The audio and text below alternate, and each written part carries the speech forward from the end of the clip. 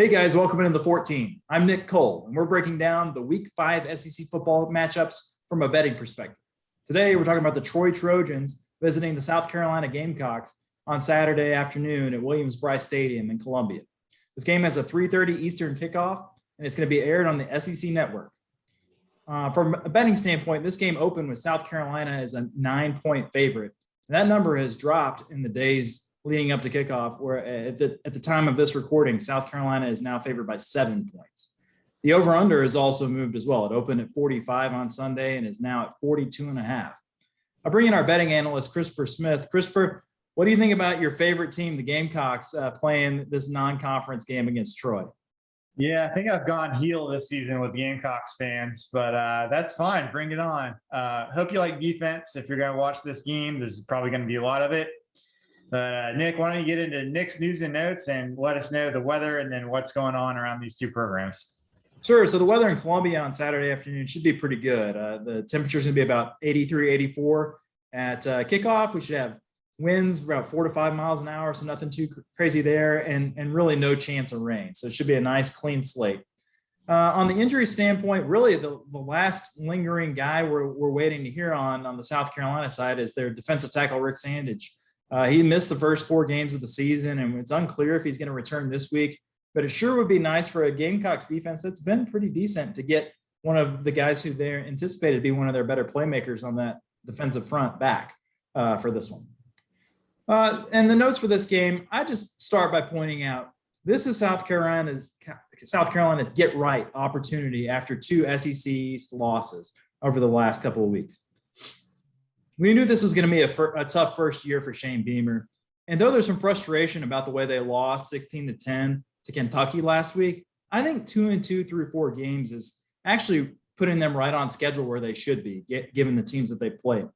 And the Gamecocks can get back on the winning side of things this week with one of the last games that is left on their schedule where they'll probably be favored, aside from, hey, Vanderbilt, there's that game left. Otherwise, this is really the last opportunity for Shane Beamer to get another win under the belt before things start getting a lot tougher. What did we learn last week from South Carolina's game against Kentucky? Well, we kind of figured out what we already thought about South Carolina. I know Christopher's been harping on it for a lot of the season, but their offense is just not very good right now.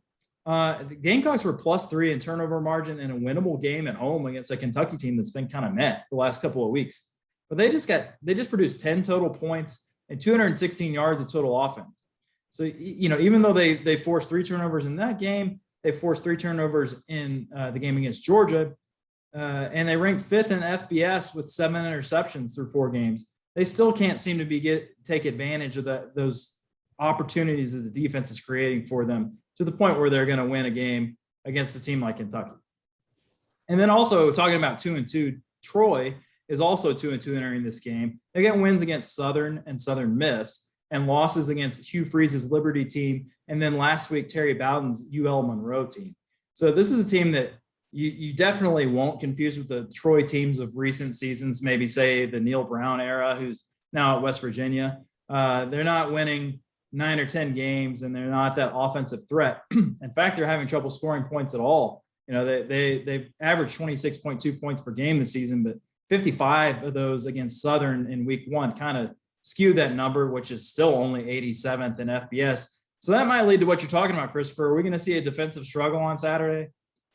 I do believe we will. And if you just look at Troy, first of all, they played 3 FBS teams. They've scored 13, 21, and 16 points in those games. And those are a group of 5 teams that they faced. Now, if you look at their offense, they've run against those. You mentioned Liberty, Southern Miss, La Monroe. They've run for fewer than 70 yards in all 3 of those games and fewer than 50 yards in 2 of those games. So this is a team, it reminds me to a degree of the Mike Leach offense, the air raid offense. Not exactly the same, but you look at quarterback Taylor Powell, almost 70% completion rate. So very high percentage throws. Now his ADOT, his average depth of target, is 136th out of 141 quarterbacks in the country. So he's not throwing the ball very far past the line of scrimmage like ever. Yeah, just for reference, Will Rogers, which is Mississippi State's quarterback, is 140th out of 141, very similar range. So you're going to see a lot of high percentage underneath throws from Troy. They're not going to be able to run the ball, nor do I think they'll even try to run the ball. And no running game and no deep shots does not sound like a great recipe to win on the road against a Power 5 opponent for Troy to me. Now, on the other side of the ball, Troy held Liberty to 339 yards and 21 points. And Malik Willis is a better dual threat quarterback than Luke Doty. In fact, the entire Liberty offense, honestly, is better than South Carolina's offense. So, I'm not saying that South Carolina is going to score fewer than 21 points, but South Carolina's offense is 122nd in the nation in snaps per game. They don't run very fast tempo. Troy is sort of middling pace with their tempo, but they keep the clock running on a lot of their short passes. And I seriously doubt they'll try to push the tempo against South Carolina. I imagine them trying to grind out a bunch of first downs and shorten the game and keep it low scoring. So I don't know where offense is going to come from either of these programs on Saturday. But Nick, why don't you tell us who you're betting on in this game and why? So here's what I'm hearing from you. Slow-paced teams that have trouble scoring, that play decent defense. To me, that says under all day, even at a number like 42.5, which is, a college game, not a whole lot of points. I still think we got to take that. Let's go under 42.5. And then I think some of those scores that you talk about against group of 5 teams for Troy don't lead me to believe that they can line up, and even at a depleted South Carolina roster compared to what we're used to, I don't think they can line up and win at the line of scrimmage against this type of team. So give me the Gamecocks. I'll lay the touchdown, and I think they can cover that. Christopher, what are you thinking? Well, I'm really not interested in betting on South Carolina that much this season. They're a bet against, not a bet on team for me this year. But it's a good matchup for them this week. And I'm not going to put money on it myself, but I will take South Carolina -7 for the purposes of this show. And I will take the under 42.5 as well. I'm not saying South Carolina is going to score 31 in this game.